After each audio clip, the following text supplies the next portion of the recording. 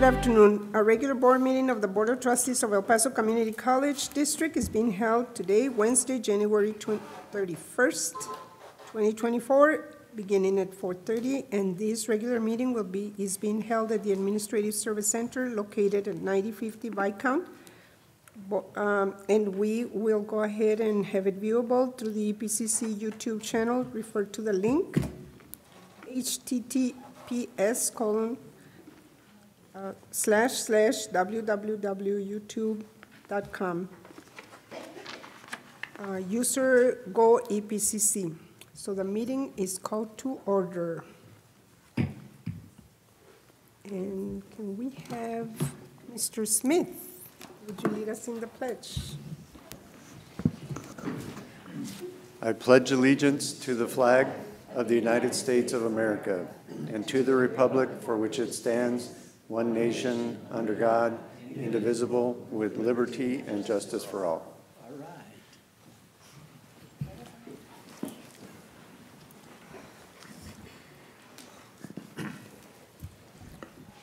Okay, can we please have a roll call?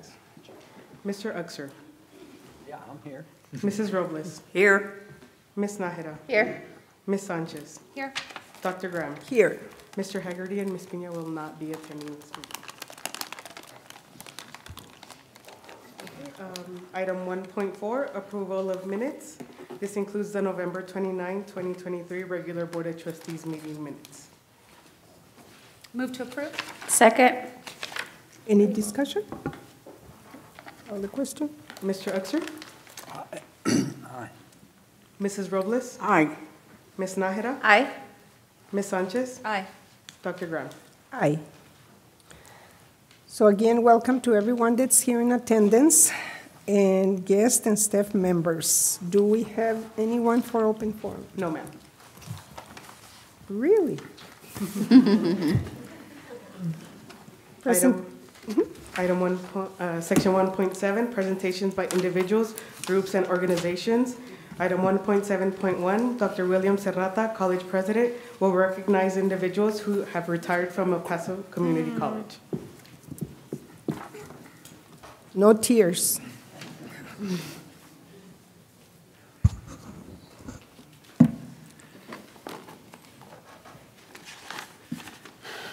Good evening, Dr. Graham and members of the board. It's always a bittersweet time when we have great employees who are choosing to take that next step of life and retiring from the institution. We're going to start this evening with Deborah Sue Stadajar. Ms. Stadajar began her teaching career at the El Paso Community College Dental Hygiene Program as a part-time clinical instructor in 2001. She ended her professional career as a professor of dental hygiene in December 2023. Early in her life, she aspired to be a nurse or a teacher. Her dream turned into her passion, serving the public as a private dental hygiene clinician for 21 years and 23 years at the EPCC Dental Hygiene Program, teaching and mentoring prospective registered dental hygienists. Deborah is a 1979 graduate of the University of New Mexico Dental Hygiene Program in Albuquerque, earning her undergraduate degree and an Associate of Applied Science, as well as a Bachelor of Science. In 2009, she completed a Master of Arts in Higher Education from the New Mexico State University in Las Cruces. Currently, she is licensed to practice and teach in Texas as well as New Mexico. In August 2008, she became an EPCC full-time temporary dental hygiene faculty member. She advanced onto the tenure track in the fall of 2013 and was awarded tenure in 2018. In the fall of 2023, she achieved and was recognized for earning her full professor rank. During her years at EPCC, she continued advancing into various positions such as the Junior Clinical Coordinator and Lecturer, teaching and developing the curricula for Preclinic and Clinic 1, Preventive Dental Hygiene 1, Periodontology, and Dental Materials. Deborah continued her involvement in all clinics, radiology, and clinical aspects while supervising patient care and implementing innovative teaching methods. As an American Dental Hygienists Association member, she displayed her commitment to the profession by volunteering in her communities for various activities, serving as local and state official offices, planning and supervising students' attending state and national ADHA seminars and conventions, and organizing student fundraisers. During her years of clinical practice, she acquired a love for periodontology, a branch of dentistry that deals with diseases and conditions of supporting structures of the teeth. Making this her passion and expertise, she always hoped to teach the course. Well, her dream came true. She taught the course and developed the new curriculum to include the 2017 World Workshop on the classifications of periodontal and peri-implant diseases and conditions. She also created programs and flowcharts to present to her peers during faculty development to introduce the new classification system. Deborah states that this was her baby and is undoubtedly challenging to let go of. Still, she is confident the EPCC dental hygiene program is safe and will continue to graduate top registered dental hygienists for the community. Deborah has been a valuable member of the dental hygiene discipline for many years, and her presence has benefited hundreds of students. Professor Stadajarhar, on behalf of El Paso Community College, we wish you all the best in your well-deserved retirement. Thank you for your 16 years of dedicated service to the college and the students you successfully trained and mentored throughout your career. You will be missed. Where are you? Come on up.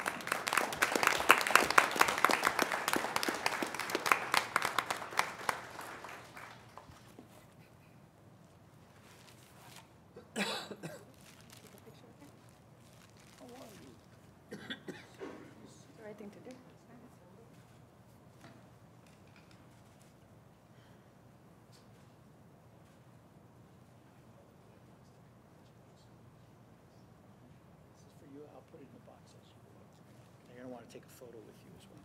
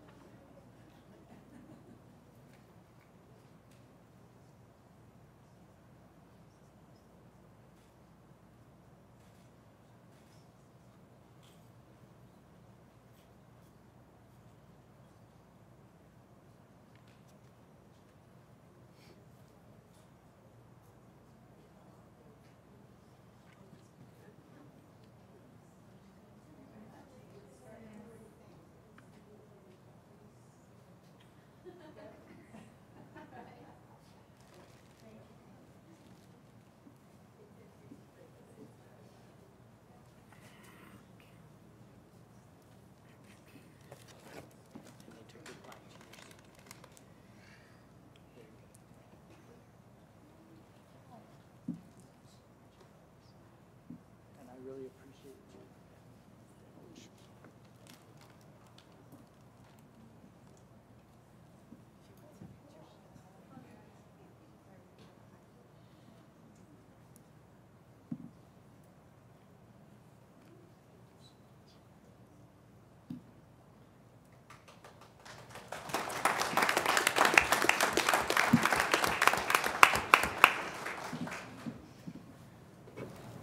So next we have Ms. Emma Hernandez, who's our finance coordinator for instruction and workforce education. Ms. Hernandez has proudly worked at El Paso Community College for 45 years. She was hired in 1979 as a special program accounting clerk in the General Accounting Department to monitor expenditures, reconcile bookstore accounts, and oversee various state grants and private contracts. She was promoted to professional staff and served as assistant to the Institute for Economic and Workforce Development. There, she developed data used by the Vice President of Workforce Development and Lifelong Learning supervised vocational guidance assistance to help students with registration, and served as a liaison to ensure that community groups as well as state and county agencies were properly served by the institution. In 2003, then EPCC President Dr. Richard Rhodes asked Emma to help the Vice President of Instruction with the college's finances, accounting, and budget.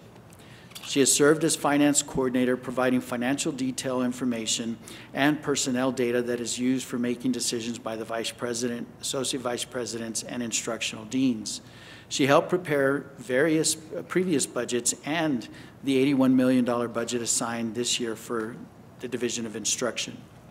Emma is a big believer in education. While employed at EPCC, she earned her Associate of Arts in Business from EPCC, a bachelor's degree in Business Administration and Management, as well as a Master's of Education degree from the University of Texas at El Paso. Her community service was honored by El Paso City Council in 1991 and by La Mujer Obrera in 1996. She has served as chairperson and board member for the El Paso County Risk Pool and was a board member for Las Americas Immigrant Advocacy Center. She was president of LULAC Council 4972 and treasurer of the AFSCME local union. In 1994, Emma was named EPCC Employee of the Year, representing the Classified Staff Association. She was also involved in EPCC governance and shared as Classified Staff Association president, Rights and Responsible Committee member of both Classified Staff and Professional Staff Associations, and Professional Staff Association treasurer. She is a graduate of the EPCC Leadership Academy and served as a member of EPCC's Presidential Search Committee. Emma plans to enjoy spending time with her husband, Louis, children Michael and Yvonne, daughter-in-law Zaira, son-in-law Danny, and granddaughters Alexandria and Zoe. She hopes to travel more and visit museums and famous national sites, including the Vietnam Memorial Wall in Washington, which lists her brother's name among the fallen soldiers. Her supervisor, Dr. Steve Smith, shared that Emma has been a vital resource for the entire instructional leadership team for many years. Her guidance and insights on the budget have been invaluable, and she will be greatly missed. Ms. Hernandez, please join me.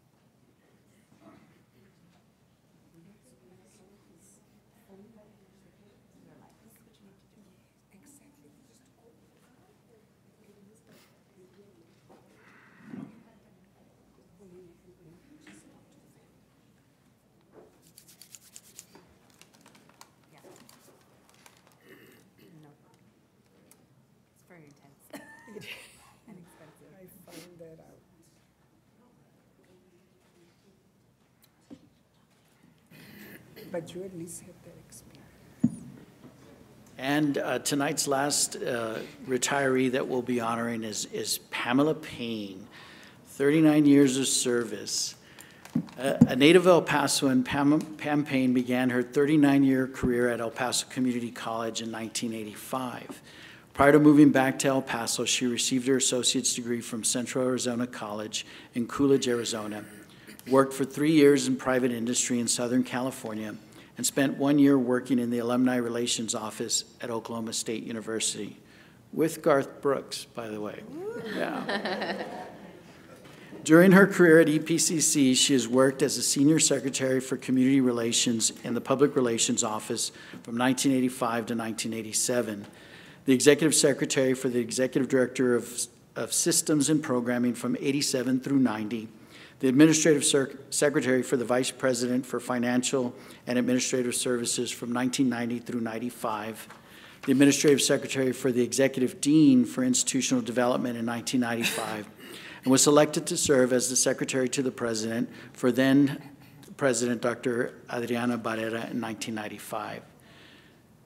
Or Pam, she has served the following presidents and interim presidents: Dr. Barrera, Dr. Ramon Dominguez, Dr. Bill Campion, a second time with Dr. Ramon Dominguez, Ms. Fabiola Rubio, Dr. Richard Rhodes, Dr. Ernst Ernie Roberts III, and finally me.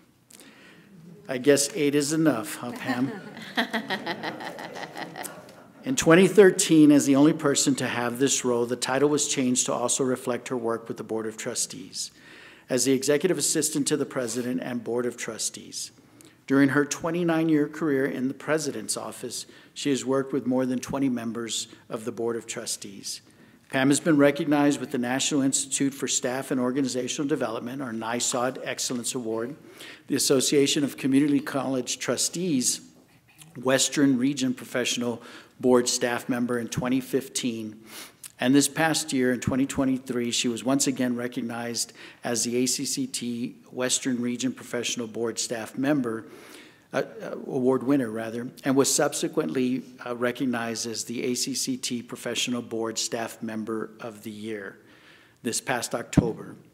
What a way to go, Pam. She served on the Executive Committee of the Professional Board Staff Network for 4 years, serving as Secretary, Vice President, President, as well as immediate past President. She's been an active participant in the organization since 2023.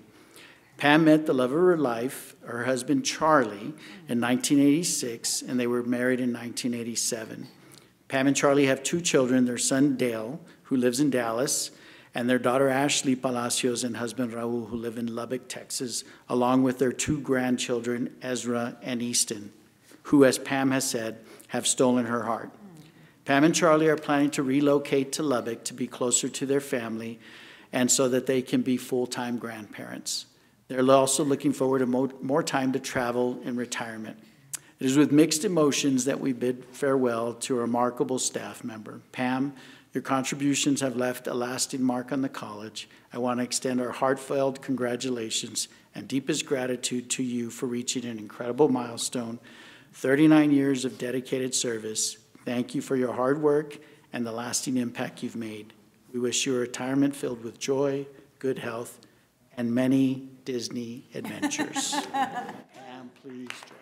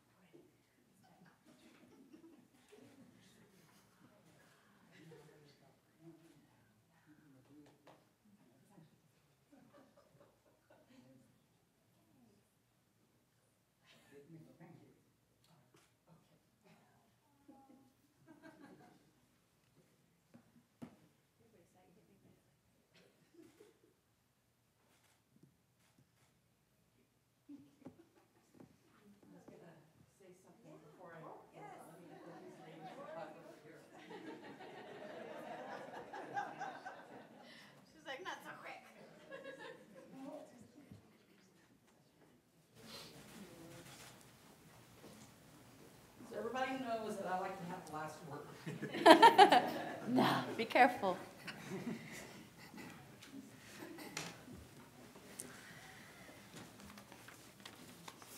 Except I don't know that I can get through it without crying a little bit. Thank you, Dr. Serrata, members of the Board of Trustees, for recognizing my years of service to the college district. I never thought this place would be my home for the next 39 years. I've had an incredible career here at El Paso Community College. However, the last 29 years working with the presidents and the board have been the most rewarding for me. Special thank you to Dr. Serrata, who has been a great mentor and friend, and has provided me opportunities to excel over the years, and to our Board of Trustees for your kindness and friendship over the last 29 years, and for your dedication to our students. And finally, to all my colleagues here at the college, our incredible cabinet, the incredible staff of the President's office. Everyone does such an outstanding job, and everyone deserves to be recognized. To all the administrative offices and their support staff throughout the district that I have called upon over the years. And finally, thank you to my family, who allowed me those opportunities to have this career with their support and understanding when I was working. My kids grew up here on the weekends. I can still remember Ashley was a little tiny girl, and she would put little heart messages under Ernie and Richard's door when she was growing up. My husband, Charlie, who has been along this journey with me for almost my entire career, and I really thank him for understanding all the times of the late nights and the busy weekends. I can't wait to hear about all the great things that El Paso Community College is going to continue to do in our community and for our students. For that, I thank you all.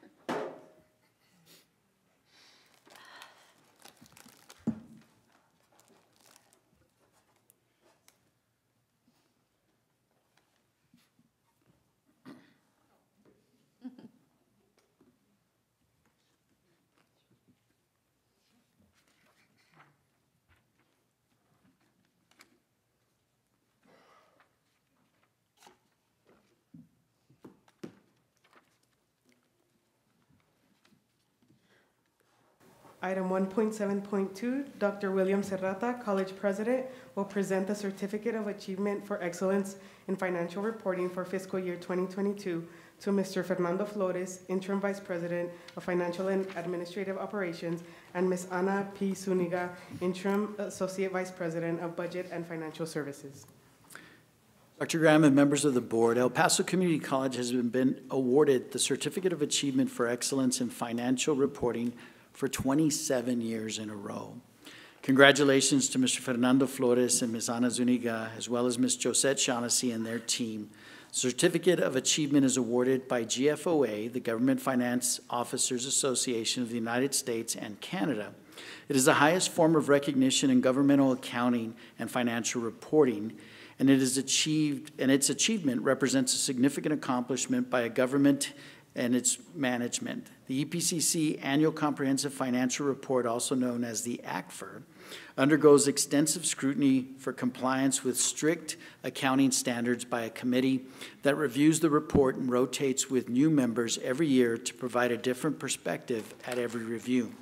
So the award is not given on an annual basis and requires from the EPCC, the Budget and Financial Services team, consistent commitment in adhering to any new reporting standards that are mandated by the GFOA in pursuing this award. This recognition highlights not only the college's financial results, but also achievements across the college, including new initiatives related to student success, technology, and the multitude of services provided to the El Paso community.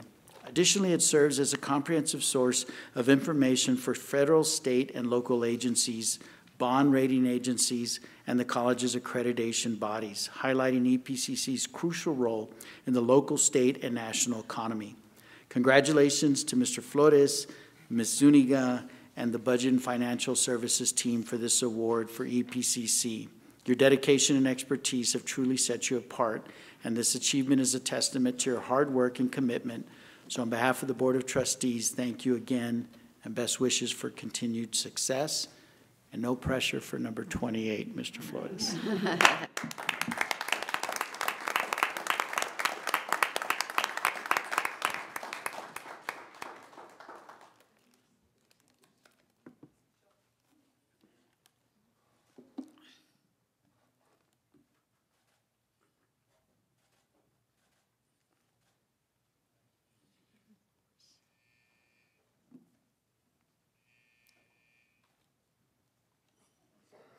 Item 1.7.3, optional presentations will be made by the presidents of the Classified Staff Association, the Professional Staff Association, the Faculty Association, and the Student Government Association.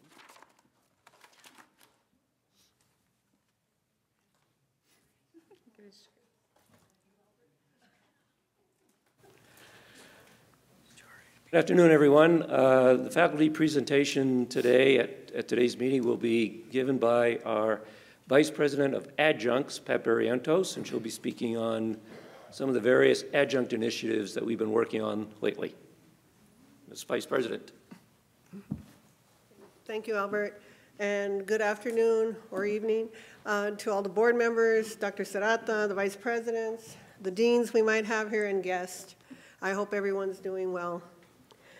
The first thing that I'd like to address is what is called rollover sick days. Adjuncts typically have one sick day in the fall, one sick day in the spring, and none in the summer.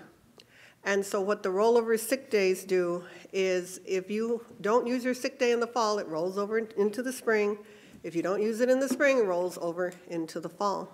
And so that was thought of maybe 9-10 years ago and was put into practice, but we had to wait a while to get it into formal policy/procedure, and that should be happening, Dr. Smith said, by the end of this spring semester.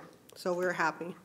Bereavement days, I brought this up to Dr. Serrata and Vice President Smith right before the pandemic. So the pandemic, as it did with everything else, slowed down the momentum of the bereavement days. I asked for 3 bereavement days for adjuncts.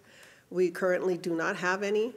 And so I'm happy to learn, again, from VP Smith and Dr. Peña, that we are to have that put into policy by the end of spring, or if not sooner. Adjuncts getting paid on scheduled pay dates. We have had instances where, due to issues with FAFSA, that sometimes adjunct faculty are told that they will not be paid usually in January until the end of February. And so when this was brought to the Senate, what we requested is that we just be notified that there is an issue, and that if an adjunct does need their pay in January rather than wait till February, that it be processed as expeditiously as possible. And we're not, placing blame. We understand the deans are trying to fill classes, and we understand sometimes there are delays in getting the FAFSA through. But for those adjuncts who do need their pay to be paid on time, we're just asking that that happen, and we have the support of VP Smith on that, and we're very grateful. Parking decal exemptions. This was brought to me by one of our adjuncts at Trans Mountain. She walked in the part-time office and she said, "Did you know that you can get your parking decal free if you're disabled?" I'm like, "No, really?" And apparently, if you're an EPCC student, faculty and staff, and you qualify under the American Disabilities Act, ADA, Purple Heart recipient, disabled Texas veteran, you can obtain 1 free parking decal. And so when I found that out, a lot of folks were not aware of it. So I took it to the Senate and I requested that signage And by signage, I just meant a piece of paper at the traffic registration window that explained the process. And that has been done. And we're very grateful that, you know, that signage has been put up. It was in our announcements on our webpage. And so we're glad so that everybody knows now, you know, that some of you are exempt for that parking decal. Adjunct workload adjustment. There is an official procedure DJ2, that states adjunct faculty generally may teach a maximum of 3 classes each fall and spring. So that would be 3 and 3 for the fall and spring semester. Now, what is in this procedure and what has traditionally been done at EPCC differ. I've been here at least 20 years, and I know Dr. Burnham said he's been here 20 plus as well. And typically, adjuncts can be assigned maximum 4 in the fall and 4 in the spring. That's how it has always been, but it's not official in this policy. So we are hoping to have that changed as the administration has agreed to look into that. The Adjunct Fellowship Emergency Fund, and Fellowship and Emergency Fund, that is my pet thing, my favorite thing to talk about. I worked 5 years on that to get it finally approved in 2021. It has a twofold purpose. The first one is to provide either total or partial funding for adjuncts to attend conferences and workshops that are related, of course, to what they are teaching. The other purpose is for emergencies. Sometimes adjuncts become ill, and they are critically ill, and they don't have the money or the means to get medical treatment. And so through this fund, hopefully we can help partially. Of course, we can't pay all medical bills, but at least give them some assistance. If an adjunct doesn't have money for rent, doesn't have money for gas, doesn't have money for food, they can apply to this fund and get help in that way. So I'm very happy that this went through. And my main goal here is now for the next half semester and following year, as my turn as VP, is to raise funds. And we have a total currently in the fund of $2,019.80. And one more thing is Adjunct Appreciation Day. I was just in informal conversation with VP Smith, and I mentioned how nice it would be to have an Adjunct Appreciation Day where adjuncts could get together, maybe have, I don't know, a breakfast during maybe Faculty Development Week. And adjuncts across the nation are the backbone of colleges and universities. And I know that they're appreciated at EPCC and valued because EPCC has done so much for adjuncts.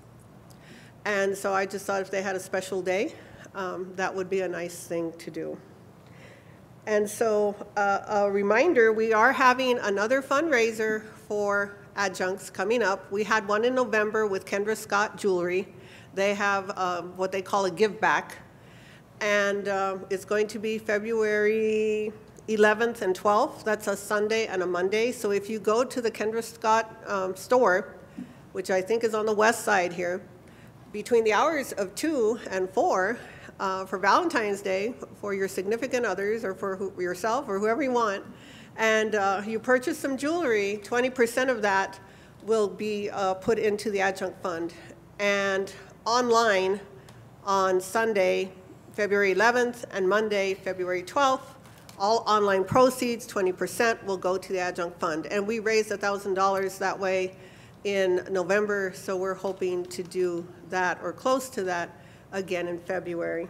And finally, I would like to thank President Serrata, Vice President Smith, Dr. Burnham, and the Executive Board of the Senate, and my senators that work with me on the Senate, my adjunct senators, most of whom are my friends, Rene Castañeda from Northwest Campus, Dr. Estela Valles from Trans Mountain, Imelda Polo from Rio Grande, Ahmad Kashmar from Mission, and Deborah Zamora from Valle Verde. I could not do anything without their help.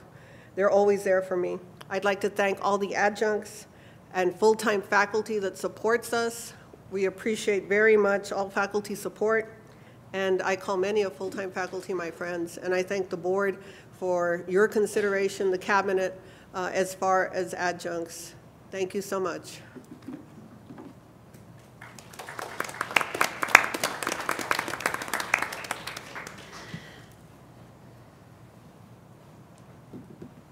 SGA is here? Yes. SGA? No.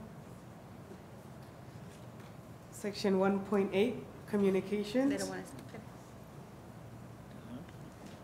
Item 1.8.1, discussion and review regarding data, statistics, policies, and general information related to El Paso Community College by the Board of Trustees. Dr. Graham and members of the board, I call on Dr. Amaya, our Vice President for Student Enrollment Services, to provide the board an update of where we are with enrollment. Cannot thank Dr. Amaya enough for his leadership and his staff for the great work that they do, all of the initiatives that they've put forth to increase enrollment in our community and to facilitate success for our students. Dr. Amaya. Yeah, good afternoon, Vice Chair Graham, board members, Dr. Serrata, cabinet and EPCC colleagues and community members. I appreciate the opportunity to present an update from the Student Enrollment Services Division. So the Student Enrollment Services Division, you've heard a little bit about it from my presentation last fall, is a pretty big division. But you're just going to get a snapshot today of some enrollment trends, financial aid update, and recruitment strategies as to how we are working to grow enrollment and better serve our students and community. So let me just start by saying, although our division, the Student Enrollment Services Division, oversees the enrollment process, this is a district-wide effort. And we have so many amazing departments, faculty, staff, counselors, and administrators that contribute to our goals in serving our students. Our admissions office is led by Dr. Cassandra La Chica Chavez.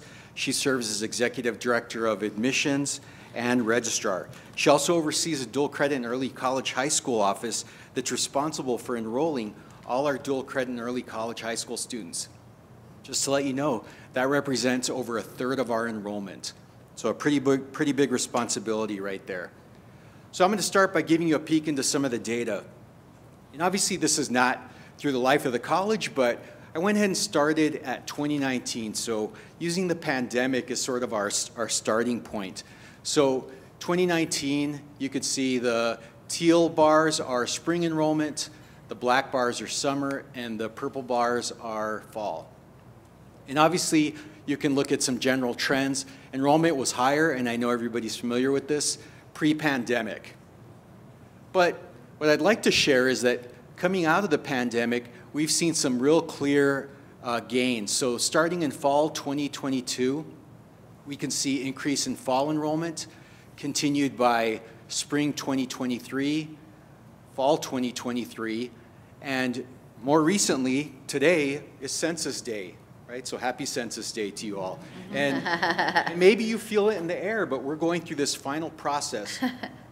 We ran the big purge for payment deadline last Friday. So the numbers you're looking at right here represent about a 1.2% increase over last year.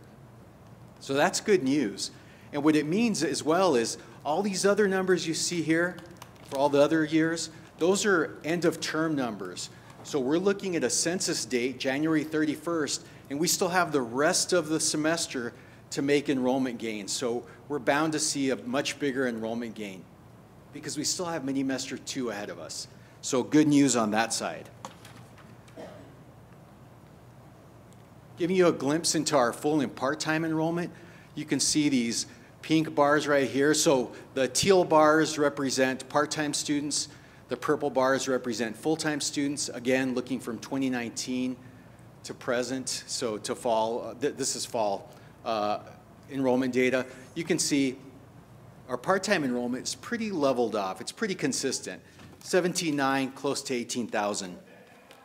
Where we've seen some gains is right here in full-time enrollment, fall 22 and fall 23, where we're starting to get to that 7,500 mark, so approaching the full-time count in fall of 2020, not quite to 2019.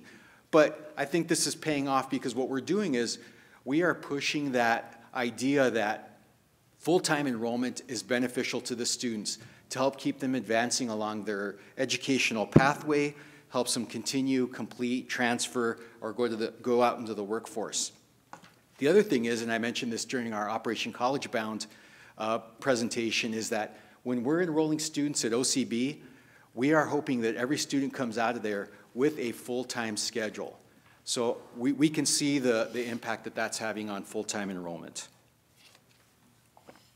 Our next slide is looking at full-time, it's also fall, enrollment by student type. A little bit busier slide, so stay with me right here. The teal bars are continuing students, purple bars are dual credit students, red bars are early college high school students, and the gold are first-time in college students. And so we put a couple of markers there just to be able to show you. You can see right here, if I look at the purple bars, that's dual credit students. They sort of stabilize a little bit, and you'll say, yeah, well, I noticed that it's gone significantly down. There's been a big decrease in dual credit students. But if you compare the red bars, there's been a steady increase in early college high school students. So that makes a lot of sense because as we open more early college high schools and PTECs, students are now moving to that mode of instruction. But we do know that we have lots of opportunities there. There are still lots of students who have the opportunity to take dual credit courses, and I'll share a little bit about what we're doing with that later on. In looking at the continuing students, obviously we've seen a bit of a decline, but happy to show that this past fall things are looking up. So we're continuing to work with that. We've had great support from the instructional leadership team and the faculty as well. We had a push near the end of this last spring enrollment period where we really reached out to the deans and they reached out to the faculty, and we saw a great return in what the students did and enrolled for the spring semester. And the final slide on enrollment I'll show you is enrollment by gender.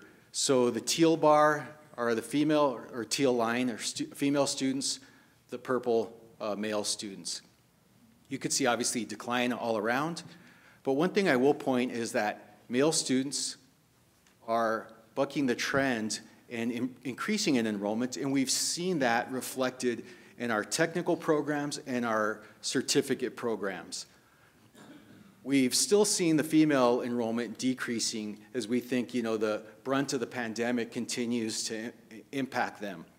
So we know that this is a concern, and we will be looking into how we address this. So what I will share is that I do provide a much larger, more thorough enrollment update every time we have a cabinet meeting. I'm happy to share the latest enrollment update with you, or you're able to get that via Power BI. I'm going to switch gears a little bit because probably the most stressful thing that students encounter when they're going to school is how they're going to pay for it. And so we have a great team at Financial Aid, so it's led by Ms. Ines Lopez, our Executive Director of Student Financial Aid and Veterans Affairs. She has a great team as well. I'll share a lot of good news right here that we see that our FAFSA applications are up 5% from the 22-23 academic year to the 2023-24 academic year. This in great part because of that requirement for graduating seniors, so House Bill 3, but also a big impact made by what we do out in the community. And to show you what we do, we are currently, right now, just starting, as a matter of fact, there's one going on right now, or this evening, hosting our FAFSA nights.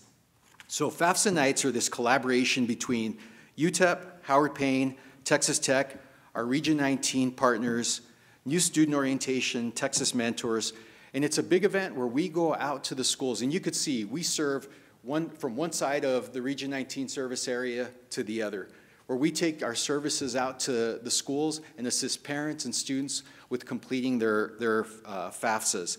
I will let you know, though, this is a neutral event. We show up there and do not recruit. It comes out of an agreement between these institutions, knowing that the main goal is to get students to apply for financial aid and to receive services so that they can continue their higher education journey. If I point out the other figure on the other side, this is FAFSA completion for Texas. So you can see Texas FAFSA completion is at about 70%. I'm happy to share, you look at right where the arrow's pointing, Region 19, the El Paso service area, leads the state in FAFSA completion. Not by a little bit, by a significant number there, 88% FAFSA completion. That is a great recognition of all the work. It's not just us, it's our partners, it's the school districts, it's all the work we're doing getting out into the schools.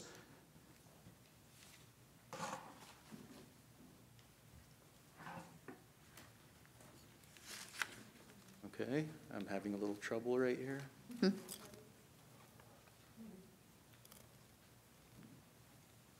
So let's imagine it went to the next slide. And then the next slide, I'm going to show you the good news of what we get. So in Pell Grants, right? So we know that the great majority of our students receive some aid. And Pell Grant is the grant that helps them that really helps our students continue their education. We've seen an increase in total awards for Pell over the past 2 years.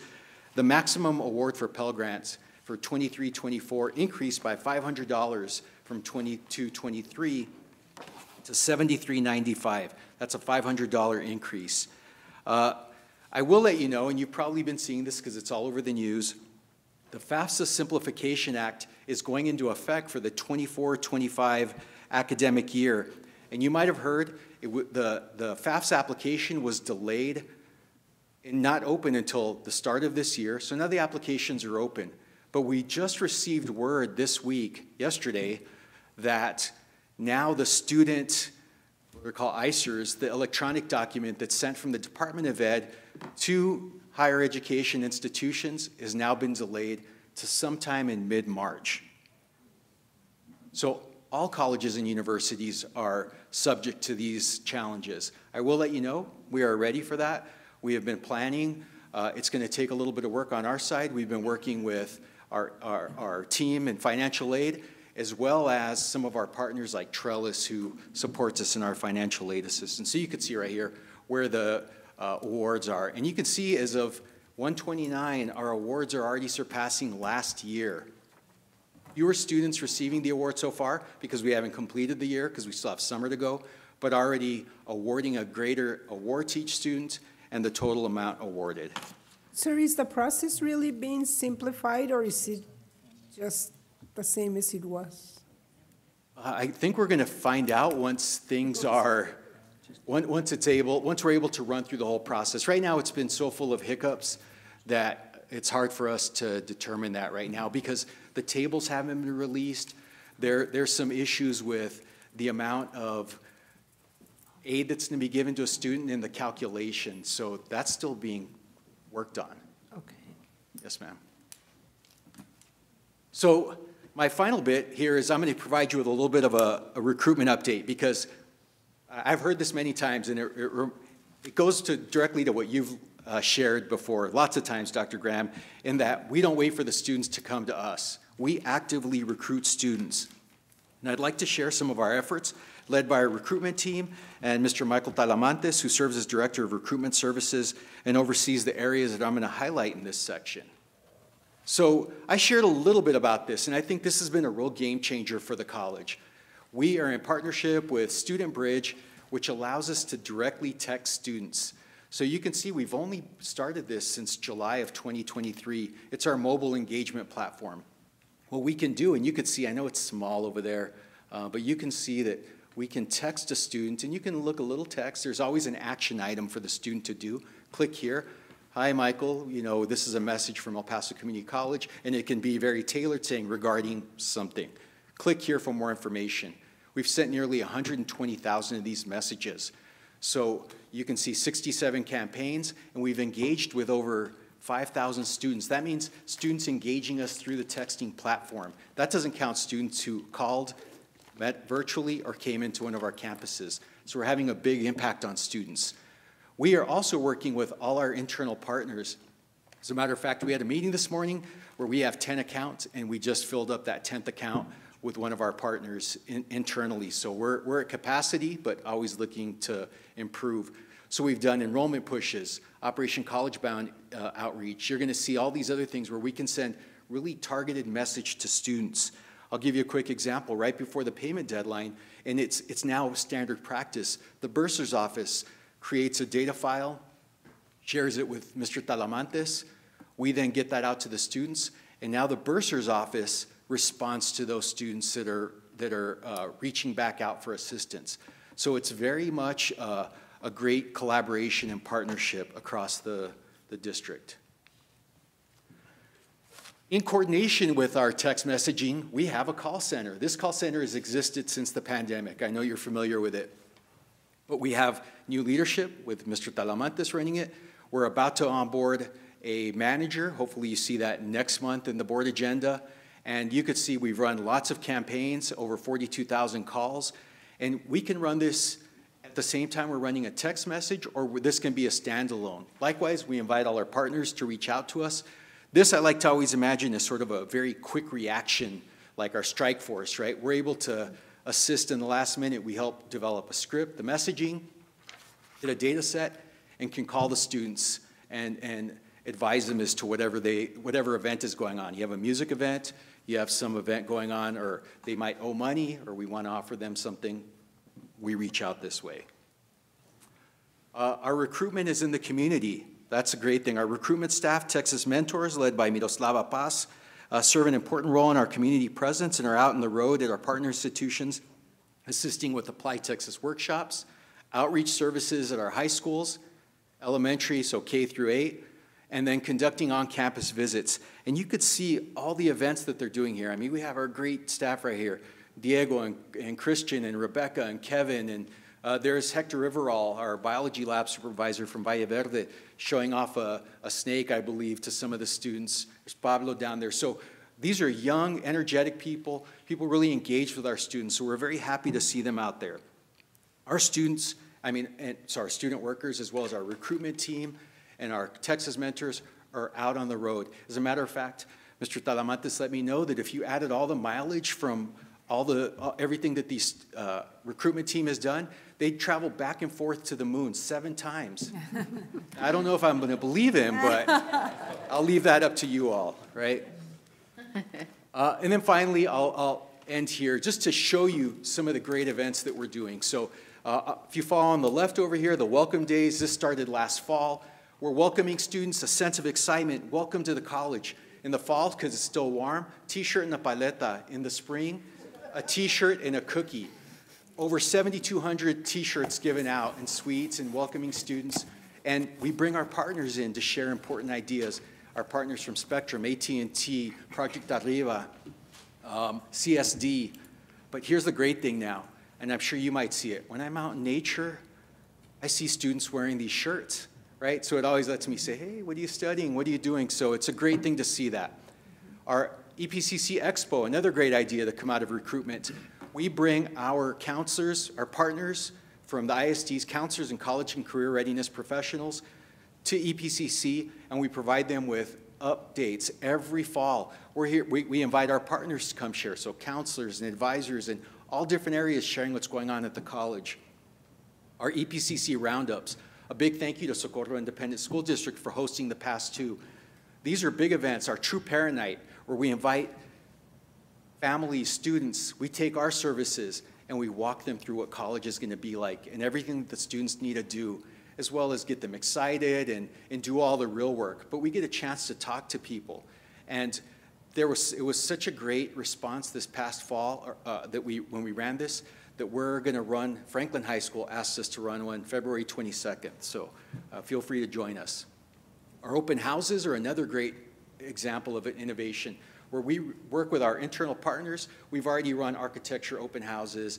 We're about to run a nursing open house. Thank you to Dean Guerrero and Mr. Talamantes. They're going to run this on Monday, so feel free to join.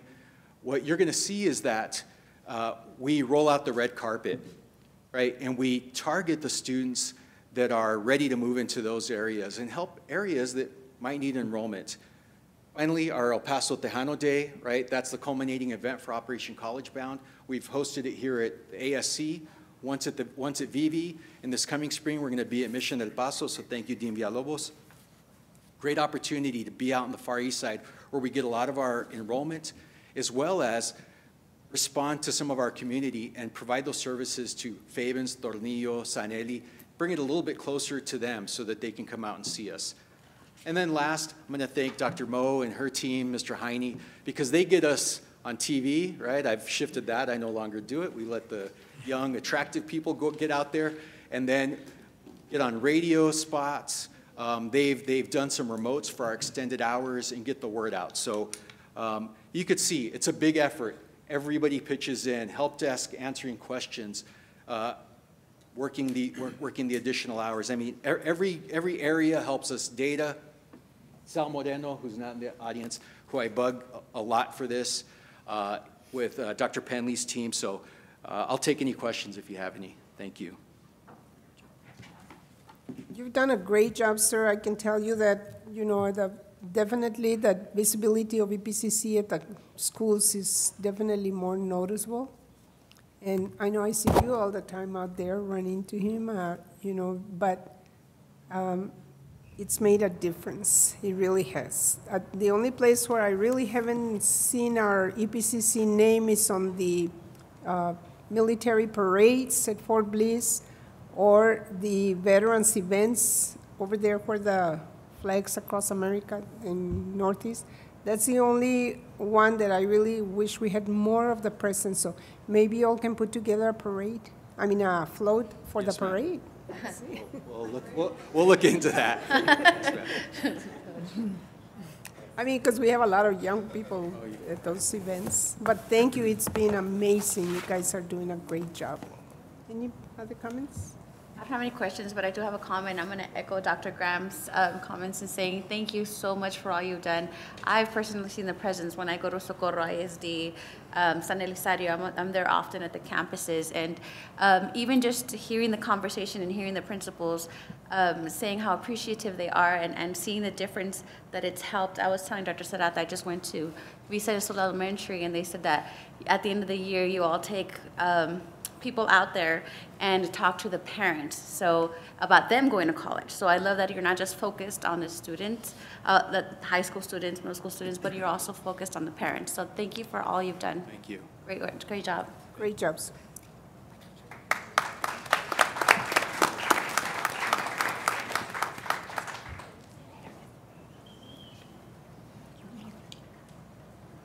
Section 1.9, Board of Trustees Business. Item 1.9.1, discussion and action to approve the El Paso Community College Student Success Statement.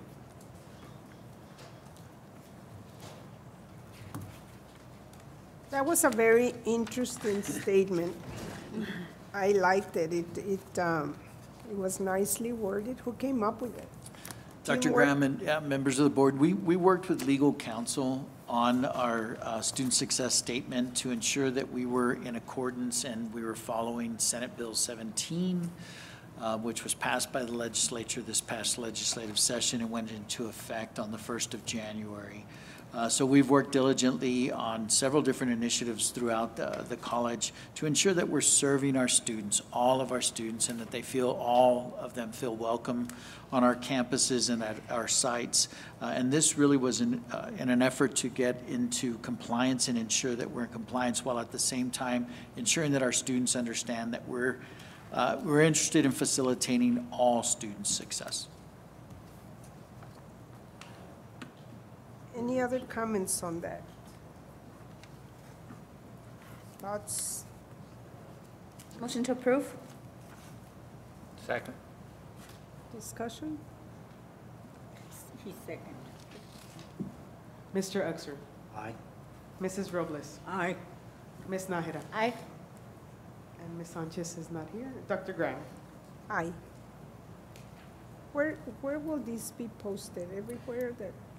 Yes, Dr. Graham, we've utilized that in the past as part of the mission statement, among other areas of the institution. So it'll be published in different venues throughout the institution. Item 1.9.2, discussion and take possible action regarding the upcoming Board of Trustees meeting dates for February, March, and April 2024. Dr. Graham and members of the board, we have some conflicts for the next 3 board meetings. Our board decided and determined to hold our board meetings on Wednesdays.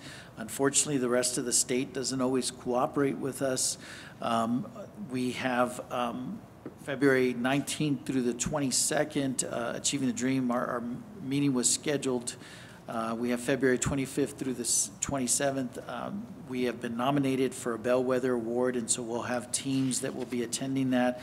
And then the Board of Trustees on February 27th through the 28th, the Board of Trustees Institute, where a number of board members will be joining me to head to Austin for that event. As such, our suggestion to the board is to consider Thursday, February the 29th. There are 29 days in February this year, as our possible board meeting date.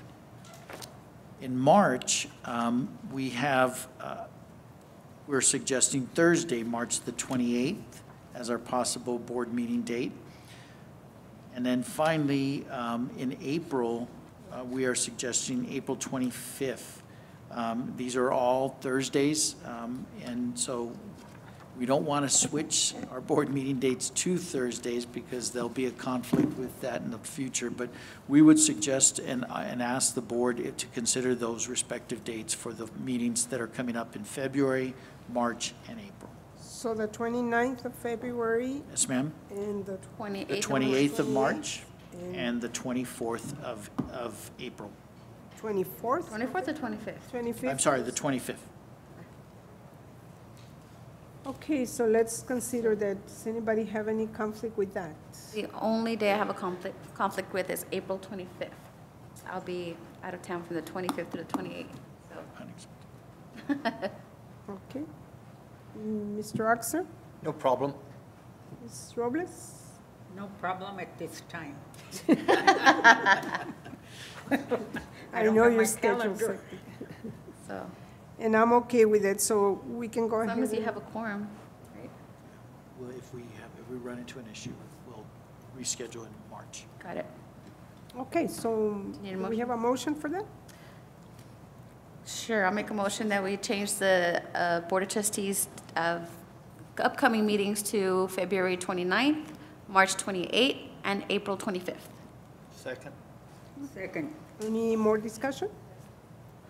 Okay, call the question. Mr. Exer? Aye. Mrs. Robles? Aye. Ms. Nájera? Aye. Dr. Graham? Aye.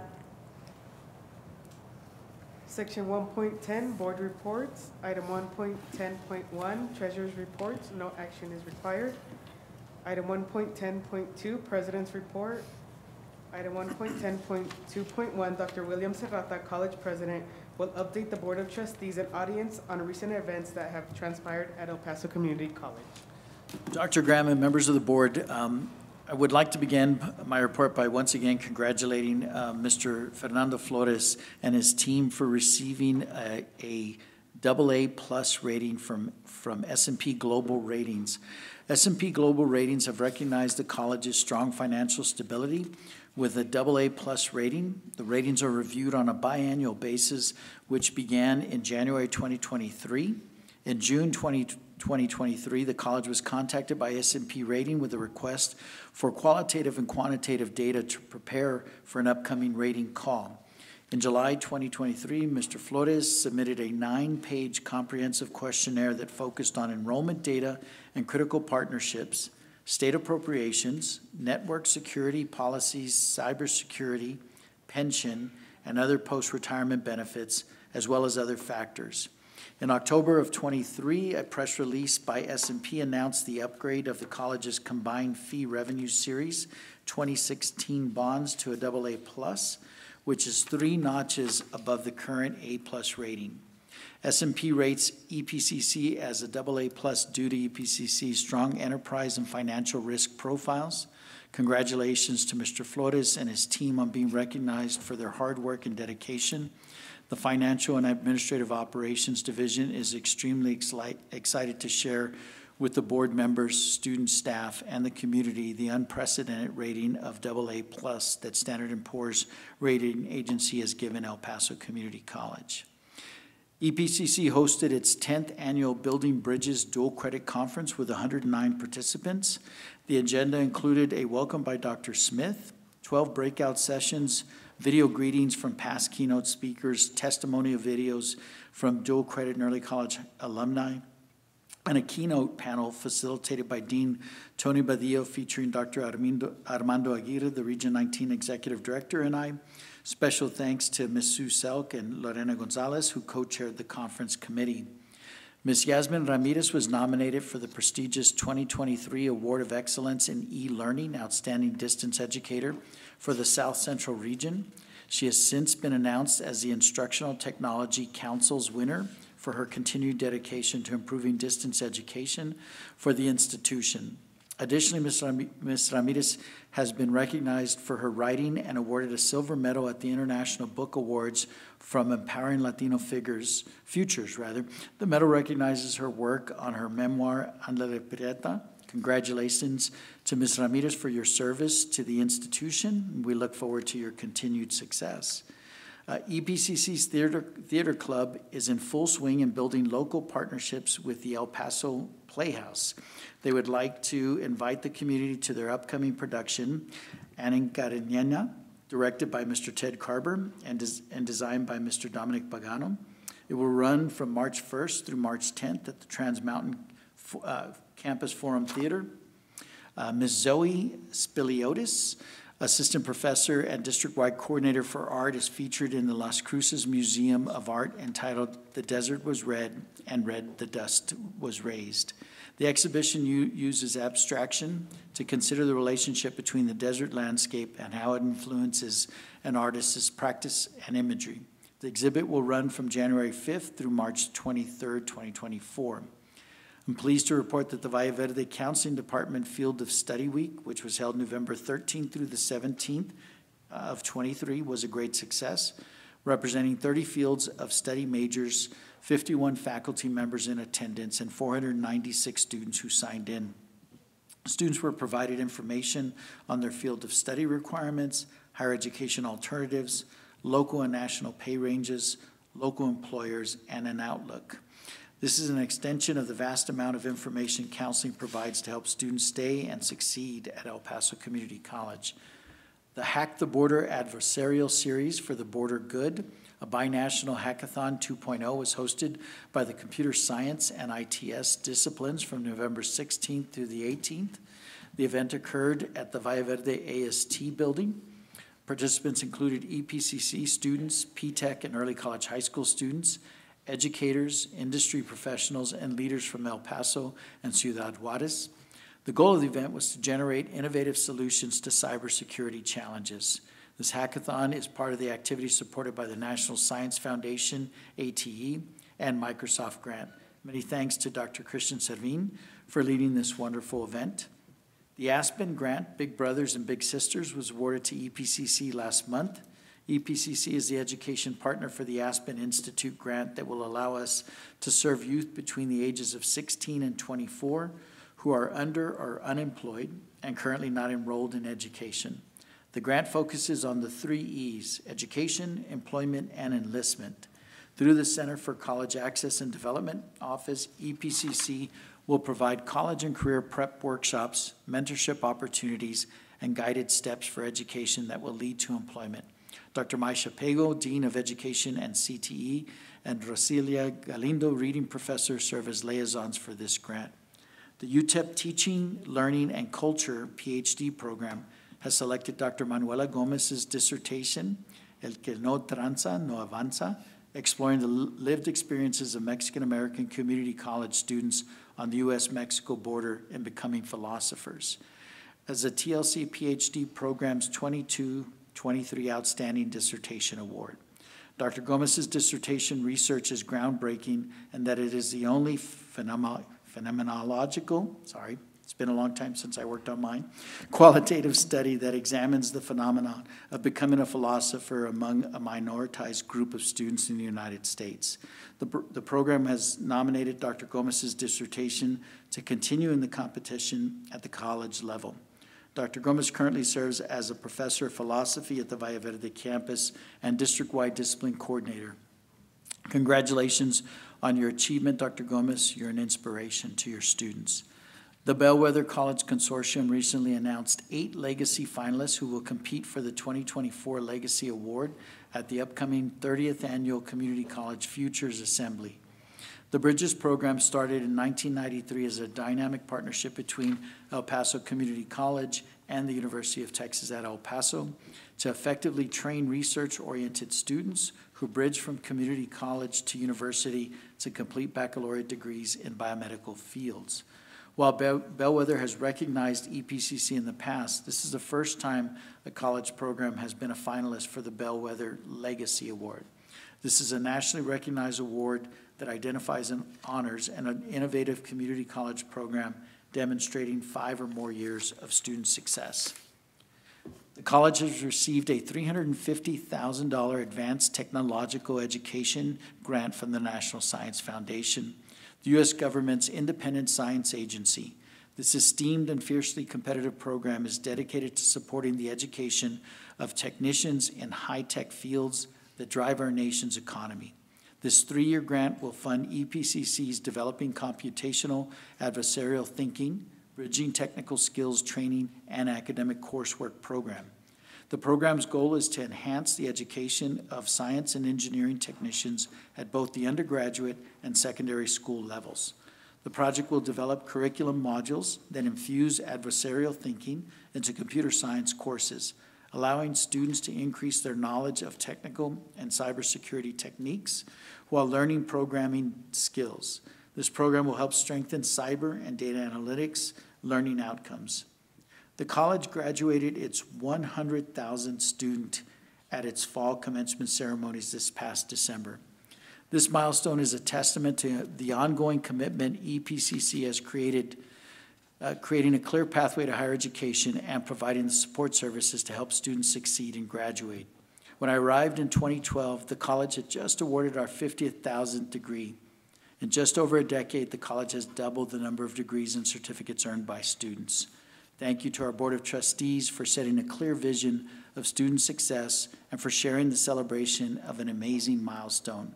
Congratulations to the graduating class of 2023, and I believe that we have a video.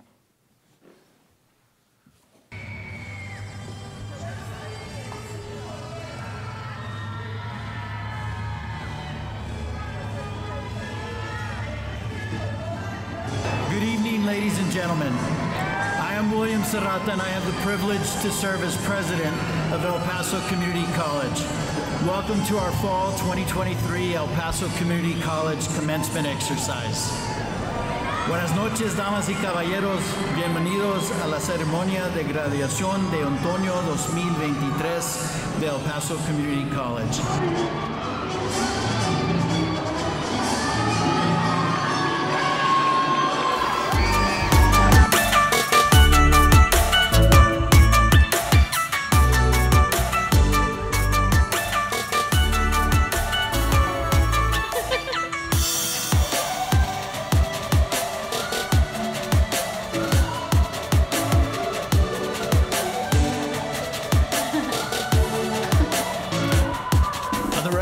Of the faculty and the authority vested in me by both the state of Texas and our Board of Trustees, I confer on each of you your degree.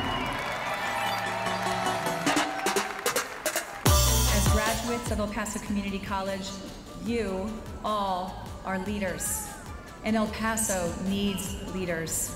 Not just political leaders, but leaders in healthcare, the arts, science, education, and business. You are clearly our future, and our future is bright. El Paso needs you and the person you will become. Thank you and congratulations, class of 2023.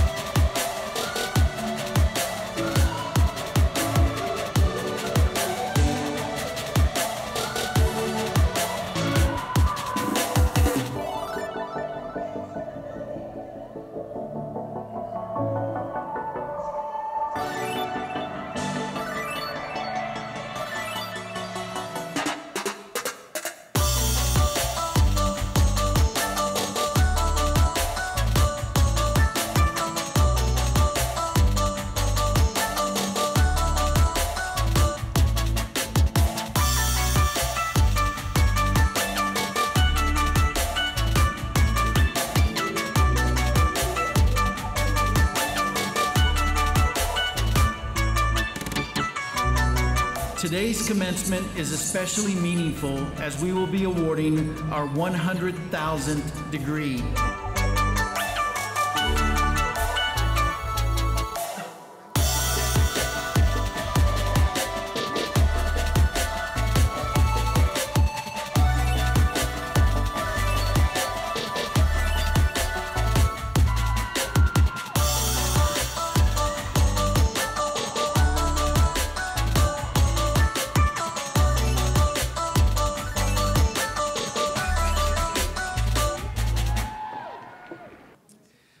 Certainly want to thank Mr. Lara and his team for putting that video of our commencement ceremonies together.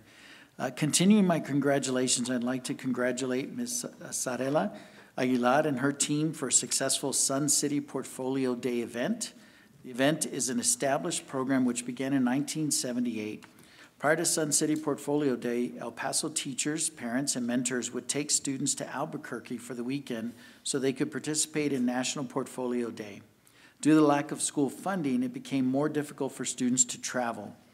A group of high school teachers and Ms. Aguilar began discussing what we could do for the local students. Ms. Aguilar and her team reached out to National Portfolio Day about 7 years ago to see if they could add El Paso to their calendar, and they felt it was unnecessary. Knowing there was still a need for area art, students' Sun City Portfolio Day was created. The event began 5 years ago with the understanding that El Paso High School students needed their talents to be nationally recognized by art schools and universities. This year, 388 students registered, 20 universities, art schools, and colleges participated, 9 participated virtually, and 11 in person. There were 10 current EPCC students who attended and 90 high school students, primarily sophomores and juniors, who spoke with our art department and are interested in attending EPCC in the coming years. Channel 4, 7, 9, 14, and Telemundo participated in the event and interviewed students and committee members. Congratulations, Ms. Aguilar and her team for all the effort and hard work. The Campus Life and Student Leadership team did a great job helping kids in our community this past December. Raul Hernandez's Toys for Tots was created in honor of former Campus Life Representative Raul Hernandez, who passed away in March of 21. The toy drive ran from November 3rd to December 11th, receiving toys at the Campus Life offices. Faculty, staff, Student Government Association, and student organizations and clubs donated over 350 toys. I'd like to thank EPCC Cheer, Culinary Arts, Respiratory Care, Hymn Club, Chemistry Club, Speech and Communication Club, Mindfulness Club, and Physical Therapy Assistant Club for helping children have a gift this Christmas. Toys were distributed to 3 to 5-year-old children from the James R. Vasquez Head Start Center by the EPCC cheerleaders and Campus Life staff. Abby Olvera, a former EPCC student, published her first book entitled The Underdog's Guide to Scholarships, Get Big Money for Your Dream College. Ms. Olvera is a 2010 EPCC graduate who got her bachelor's degree at the University of Richmond and a master's degree at Yale on a scholarship. She currently works for the Department of State as a Foreign Service Officer. Ms. Olvera acknowledges EPCC in her book opening, to El Paso Community College, because as your slogan goes, you are the best place to start. During the virtual presentation, Ms. Olvera was thankful for all the time and knowledge invested in her by the EPCC faculty. Congratulations, Ms. Olvera, on this great accomplishment. And that concludes my report, Dr. Graham. Well, thank you. You've been quite busy. A little bit. Item 1.11, consent docket. This includes item 3.2. Do we have a motion? Move to approve. Second. Questions? Mr. Uxer. Aye. Mrs. Robles. Aye. Ms. Nájera. Aye. Dr. Graham. Aye. Section 2, administration.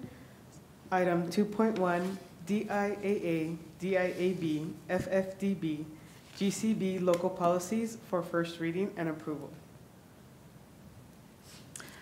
Move to approve. Second. Any discussion? Questions? No? Mr. Uxer. Aye. Mrs. Robles. Aye. Ms. Nájera. Aye. Dr. Graham. Aye. Item 2.2, BBD, BBI, CU, DEC, local policies for first reading and information only. Okay. Section 3, personnel. Item 3.1, discussion and action to approve full-time staff and faculty recruited in positions funded by the institutional budget. And on any discussion, we're going to be approving that as revised. Thank you. And we need a motion. Motion to approve as revised? Second. Mr. Uxer, Aye. Mrs. Robles, Aye. Ms. Nájera, Aye. Dr. Graham. Aye. Item 3.3, information items, resignations and retirements, no action is required. Section 4, financial services. Item 4.1, discussion and action on the approval to purchase from Pivot Technology Services Corp., doing business as Computer Center, voice and video communications licenses and software maintenance in the amount of $190,327. Move to approve. Second. Discussion? No? Go ahead. Mr. Uxer, Aye. Mrs. Robles, Aye. Ms. Nájera, Aye. Dr. Graham. Aye. Item 4.2, discussion and action on the renewal of a one-year Banner Technical Advisory Services and Technology Support contract with Illusion Company, LP, in an amount not to exceed $155,717. Move to approve 4.2 and 4.3. Second. Discussion? Okay. Item 4.3, discussion and action on the approval to purchase services from Verizon Wireless portable Wi-Fi hotspot devices for 12 months for online instruction and learn at home in the amount of $72,000. Any questions? Discussion? Mr. Uxer, Aye. Mrs. Robles, Aye. Ms. Nájera, Aye. Dr. Graham. Aye.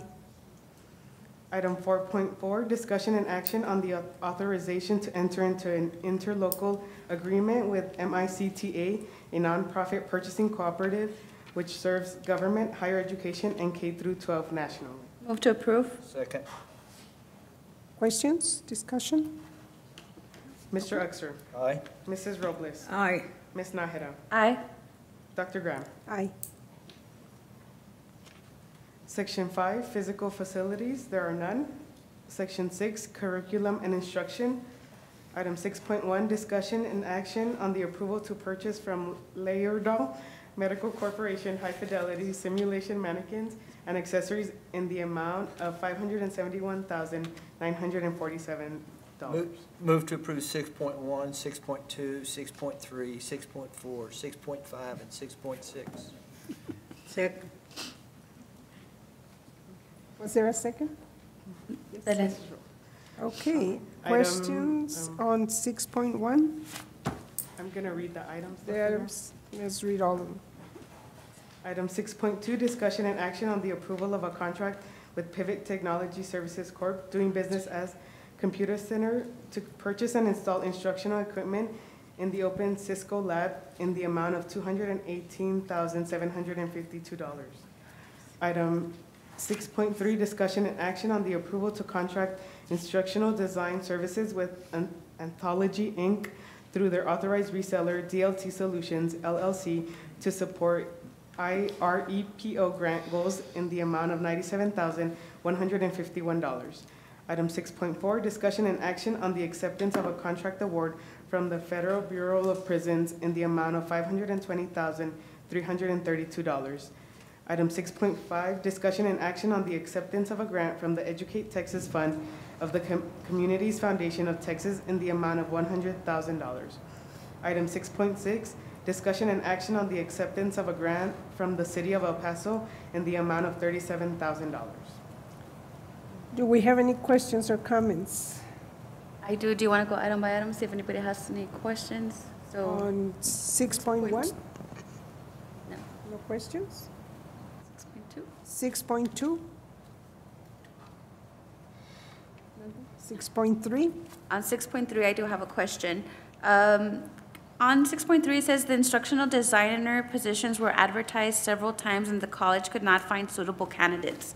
Do you think that was attributed to how much we're paying? You know, is it not enough pay, or what do you think that was for? Do you know? Ms. Nahara, I think that's probably a valid assumption. I don't have any data to suggest that. We didn't get a large pool of applicants. I will tell you that there are several instructional designer positions that are being advertised. In addition to this one that was being advertised through a grant, we have some institutional positions that are facing the same challenge. Because the grant has certain deadlines that we need to meet, we thought this was the most efficient and effective way for us to meet the deadlines for the grant while we continue to advertise for those other instructional designer positions. How long were these advertised? I mean, was it? That I would refer to HR. Typically, these positions are advertised for 4 weeks. And if we advertise multiple times, of course, that extends the amount of time that the ad is out. Thank you. I have a question, sir. Does the grant allow for that money to come out from the grant, or is that separate? Yes, ma'am. No, that's part of the grant. That's perfectly acceptable. Any other questions, concerns on that? Nope. Okay. Mr. Uxer. Aye. Mrs. Robles. Aye. Ms. Nájera. Aye. Dr. Graham. Aye. On 6.4, are there any questions, concerns? It's a pretty hefty grant, and it's, do you have a little bit of information? Sure, yeah, and if you don't mind, a point of privilege, on the very first item that was on there, the mannequins, you might note that the requester on that is Hafid Guerrero. He's in the audience. I would like him to stand up. He's our new Dean of Nursing. Oh. That was approved last fall. But more importantly, he just received his doctorate. So he is Dr. Guerrero, Dean of Nursing. Congratulations. Congratulations. Good. So unfortunately, AVP Primasic couldn't be with us today. He's in San Antonio, fighting the good fight for us there. He'll return later this evening. But we do have a couple of folks in the audience on this huge grant with the Federal Bureau of Prisons. So Dean Olga Valerio, Dr. Valerio, I saw you earlier standing She was here earlier. Oh, there she is. Yep, in the corner. Of course, we couldn't do what we do without the grants office, Bob Elliott, and of course, they operate under the ultimate direction of Dr. Mo. But this is really an exciting grant, and we used to do a lot of work out at La Tuna. That kind of lapsed during the pandemic, as you can imagine, and this is our first big effort back in to actually teaching at the prison. And so these prisoners will come out with a valid life skill, family-sustaining wages in welding. So we're pretty excited about that, and congratulations to the team that put that together. Good job, Dr. Valerio. And how do they select who's going to participate? Do we have any I will say certainly so? invite Dr. Valerio to come and talk more about the mechanics of the grant. I just wondered if the college has any say-so, or the prison makes the decision. Good afternoon, board members and officer cabinets, and everybody. No, the Tuna is going to be selecting the people is going to participate. Actually, they have a division in La Tuna. This is the campus in La Tuna. They are inmates that they are not so dangerous, just putting it that way. They don't have to go to be close in the building. I know when I was at Fabens, we had a group of prisoners that came to help do some work around the schools, improving them, but they were all white-collar crimes, and they had guards with them, but they did amazing work. These people that are going to participate, they don't need cars to be around to them. When they used to come into ATC, in the past to EPCC, they were driving their own transportation. I mean, it is going to be people with a short sentence that they make a mistake. Okay. Thank you. Good job. I also see here that we have the Cisco, and I know that I've been harassing, for lack of another word, Dr. Serrata about that, so thank you for that. It's amazing. Is there anything you all would like to add about that? Ms. Nájera? Dean? No? You're okay? I would like to just mention that this is, of course, part of the board's vision. As part of the last budget cycle that you approved, there was a large amount of money set aside for one-time instructional needs. Both the mannequins that you approved is a pretty high dollar item, as well as the Cisco lab were identified under that pot of money that you all allocated. So we would just like to say thank you for that. Good job. You did a really good job with that. I know those mannequins are so expensive, but they look so real.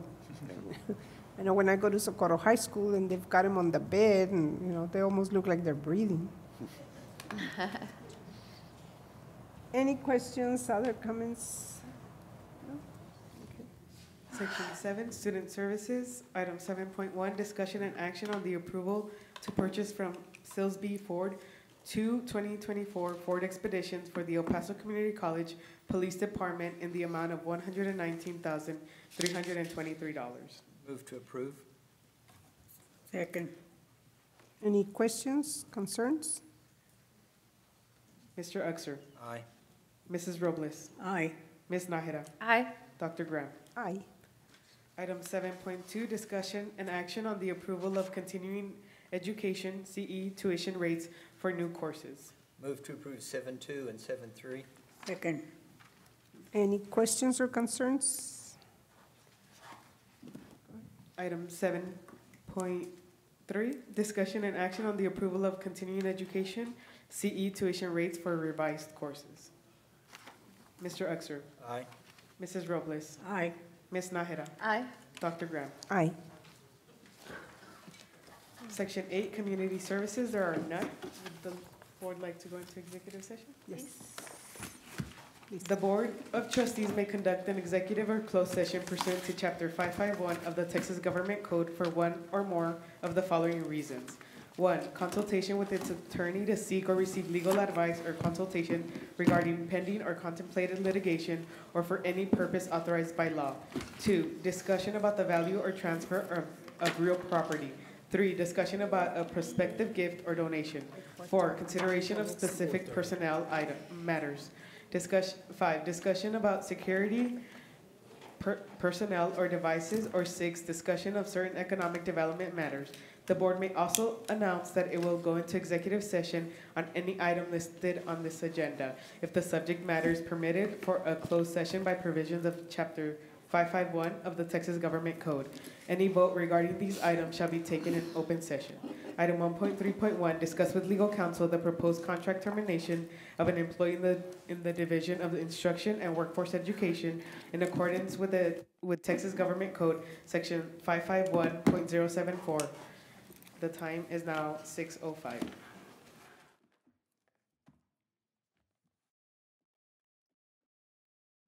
The time is 6:52 and the board is back from executive session.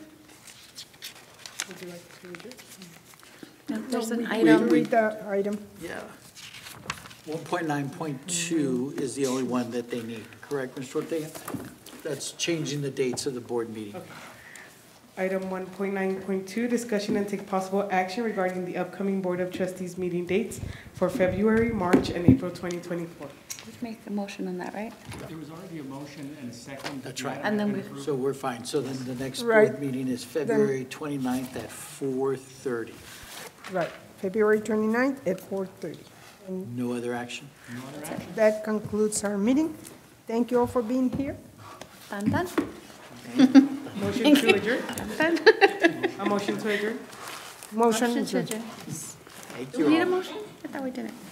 You need a motion, you don't need a second.